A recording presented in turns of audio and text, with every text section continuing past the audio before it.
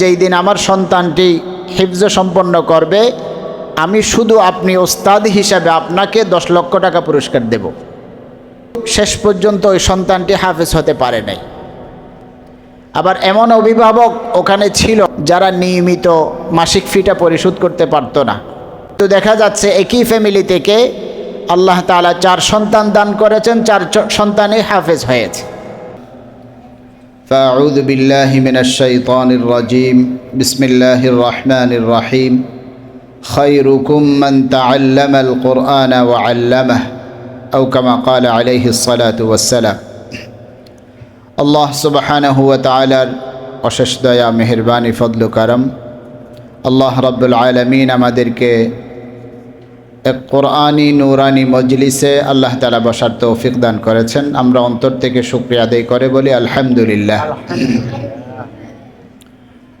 আমরা কচিকাঁচা কিছু শিশুদেরকে কোরআন মজিদের সবক প্রদান অনুষ্ঠানে অংশগ্রহণ করেছি।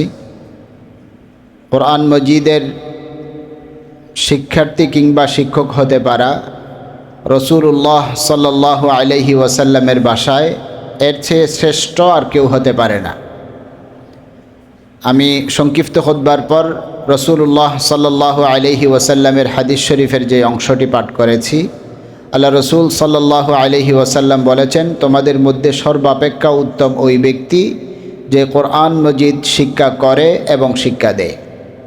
সুতরাং আমাদের এই শিশুরা বর্তমান মানব জাতির মধ্যে আল্লাহ রসুলের ভাষায় সর্বশ্রেষ্ঠ ব্যক্তিকে কেউ যদি জিজ্ঞাসা করে, তো রসুলের ভাষায় বলতে হয় এই শিশুরাই সর্বশ্রেষ্ঠ সন্তান।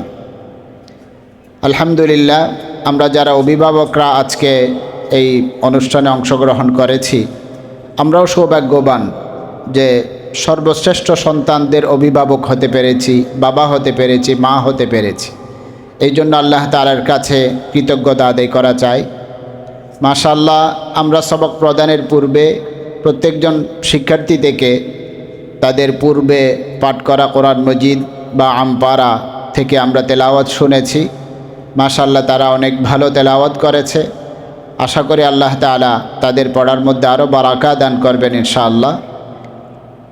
আমি অভিভাবকদের উদ্দেশ্যে বিশেষ করে বলবো, আসলে কোরআন মজিদ হিফজ করতে পারা এটা আল্লাহ তাআলার বিশেষ অনুগ্রহ ছাড়া হয় না।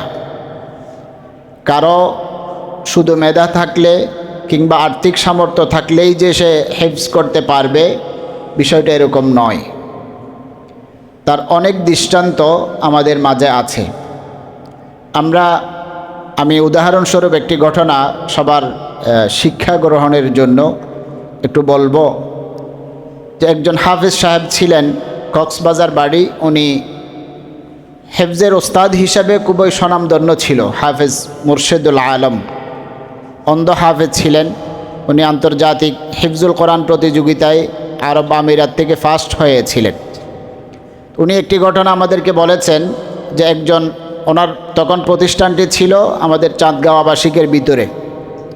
কোন একজন অভিভাবক ওনার কাছে এসে বলেছেন যে, ওস্তাদজি, আমার সন্তানটি আপনার কাছে দিয়ে যাচ্ছি, আপনি যদি আমার সন্তানটিকে হাফেজ বানাই দিতে পারেন, প্রতিষ্ঠানিক নিয়মিত যেই ফি, খাওয়া দাওয়া বাবদ, আবাসন বাবদ, টিউশন ফি বাবদ যেই পরিমাণ দেওয়ার প্রয়োজন সেটা তো আমি দিবই অবশ্যই। পাশাপাশি যেই দিন আমার সন্তানটি হিফজ সম্পন্ন করবে, আমি শুধু আপনি ওস্তাদ হিসাবে আপনাকে 10 লক্ষ টাকা পুরস্কার দেব। তো ওই ওস্তাদ বলেছেন, আমার সর্বোচ্চ চেষ্টা আমি করেছি, কিন্তু শেষ পর্যন্ত ওই সন্তানটি হাফেজ হতে পারে নাই। আবার এমন অভিভাবক ওখানে ছিল, ওই মাদ্রাসার শিক্ষার্থীদের অভিভাবকদের মধ্যে এরকম অনেক অভিভাবক ছিল যারা নিয়মিত মাসিক ফিটা পরিশোধ করতে পারত না। খুবই কষ্ট হয়তো সন্তানরা ভালো একটি পোশাক পরবে, সেই পোশাক সংগ্রহ করে দেওয়ার মতো সামর্থ্য অভিভাবকদের নেই, সেরকম অসচ্ছল, খুবই দুর্বল। কিন্তু দেখা যাচ্ছে একই ফ্যামিলি থেকে আল্লাহ তাআলা 4 সন্তান দান করেছেন, 4 সন্তানই হাফেজ হয়েছে। এই জন্য কোরআন মজিদ হিফজ করতে পারা এটা আল্লাহ তাআলার বিশেষ অনুগ্রহ ছাড়া হয় না।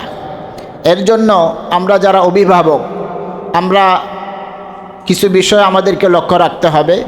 একটা হলো সন্তানকে নিয়মিত মাদ্রাসায় আনা নেওয়া করা, যথাসময়ে নিয়ে আসা, সবসময় যেন সন্তান উপস্থিত থাকে।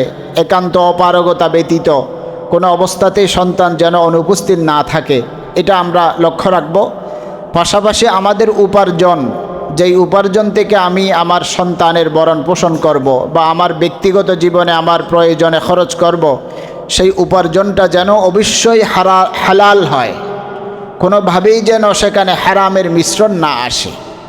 যে সমস্ত অভিভাবকদের উপার্জনের মধ্যে কোনোভাবে হারামের মিশ্রণ চলে আসে, সন্দেহযুক্ত কোনো উপার্জন চলে আসে, সুদ বা অন্যায়ভাবে উপার্জন করা কোনো সম্পদ যখন মিশ্রিত হয়ে যায়, তখন তাদের ওই সম্পদ দ্বারা অর্জিত যে রিজিক, সেটা বরকত শূন্য হয়ে যায়, আল্লাহ তাআলার রহমত থেকে মাহরুমির কারণ হয়।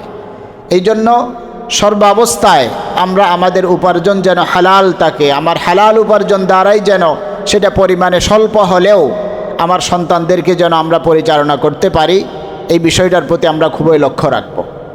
আরেকটি বর্তমান সময়ের অত্যন্ত ক্ষতিকর একটি বিষয়, সেটা হলো অ্যান্ড্রয়েড ফোন। বাচ্চারা ঘরে যাওয়ার সাথে সাথেই মোবাইলটা হাতে নিয়ে নেয়, মায়ের কাছ থেকে বাবার কাছ থেকে মোবাইলটা হাতে নিয়ে নেয়। মোবাইল নেওয়ার দ্বারা যেটা হয়, সে মোবাইলে বিভিন্ন কিছু দেখতে থাকে, দীর্ঘ সময় ধরে মোবাইলের মধ্যে সে ব্যয় করে, তার দৃষ্টিশক্তি দুর্বল হইতে থাকে, তার মেধাশক্তি দুর্বল হইতে থাকে, এবং মোবাইলে বিভিন্ন ধরনের অপ্রয়োজনীয় ছবিগুলো ধারণ করা, ছবিগুলো দেখা, ভিডিওগুলো দেখা, এগুলোর মধ্যে ব্যস্ত থাকার কারণে তার কলবের যেই নূর, আল্লাহ তাআলা কোরআন মজিদ ধারণ করার যেই যোগ্যতা বাচ্চাদের মেধার মধ্যে, কলবের মধ্যে আল্লাহ তাআলা দান করেছেন, সেই যোগ্যতাটি নষ্ট হয়ে যায়। এই জন্য আমরা সকলেই এই বিষয়টা খেয়াল রাখব, সন্তান বাসায় গেলে যেন মোবাইল হাতে না আনে। এটার জন্য প্রথম যে কাজটি আমাকে করতে হবে, সেটা হলো আমি অপ্রয়োজনীয় মোবাইল ব্যবহার থেকে বিরত থাকব। জরুরি কথা বলতে হয়, কারো কাছে মেসেজের আদান প্রদান করতে হয়, কারো পড়াশোনার কাজেও মোবাইলের প্রয়োজন হয়। এরকম প্রয়োজনীয় কাজগুলো ছাড়া, যেটা আমার ইহকালীন বৈধ কল্যাণ অথবা পরকালীন কল্যাণ বয়ে আনবে, এরকম কোনো কাজ ব্যতীত অন্য কোনো কাজে আমরা মোবাইলের ব্যবহার করব না। অভিভাবকরা যদি এই বিষয়টার ব্যাপারে সচেতন থাকি, তো আমার সন্তান আমার হাত থেকে মোবাইল নেওয়ার কল্পনা তার মাথায় আসবে না। যদি দেখে মা সবসময় মোবাইল হাতে নিয়ে বসে থাকে, বাবা সবসময় মোবাইলে কি দেখতে থাকে, তো সন্তানও বলবে আমিও দেখলে অসুবিধা কী। তখন কিন্তু সন্তান দীর্ঘ সময় মোবাইলে দেওয়ার দ্বারা তার মেধাটা নষ্ট হয়ে যাবে। আমরা অনেক সময় দেখা যায় অভিভাবকরা অভিযোগ করে যে আমার সন্তানটি নাজারা পড়ার সময় ভালো ছিল, প্রথম 5 পারা 10 পারা পড়ার সময় ভালো ছিল, এখন সে এত দুর্বল হয়ে গেল কেন, তার পড়া আগাচ্ছে না কেন, এত সময় কেন নিচ্ছে। এই বিষয়গুলো অভিভাবকরা অভিযোগ করতে থাকে, অথচ এর কারণ থাকে তার ফ্যামিলি, তার পরিবার। এই বিষয়গুলো আমরা খেয়াল রাখব। আল্লাহ তাআলা আমাদের সবাইকে বুঝার তৌফিক দান করেন। সব সময় নিজেদের শিক্ষার্থীদের জন্য, মাদ্রাসার জন্য, আসাতিজা ইকরামের জন্য দোয়া করব, ওনাদের সাথে সুন্দর আচরণ করব। আল্লাহ তাআলার কাছে চাইতে থাকবো আল্লাহ যেন আমাদের সন্তানকে হাফেজে কোরআন বানায়। হাফেজে কোরআনের অনেক ফজিলত আছে, তার জন্য যেই ফজিলতের কথা বলা হয়েছে, যে আকাশের সূর্যকে যদি একটি কক্ষে আবদ্ধ করা সম্ভব হইতো, তো ওই সূর্য কক্ষে আবদ্ধ থাকার কারণে ওই কক্ষটি যেই পরিমাণ আলোকিত হবে, কেয়ামতের মাঠে একজন হাফেজের বাবা মায়ের মুকুটের আলোয় পুরো কেয়ামতের মাঠ ওই রকম আলোকিত হবে। তাহলে হাফেজের মর্তবা কত বড় হইতে পারে। আল্লাহ তাআলা আমাদেরকে সেরকম হাফেজে কোরআনদের অভিভাবক হওয়ার, মা বাবা হওয়ার আল্লাহ তৌফিক নসিব করেন। আসসালামু আলাইকুম ওয়া রাহমাতুল্লাহি ওয়া বারাকাতুহু।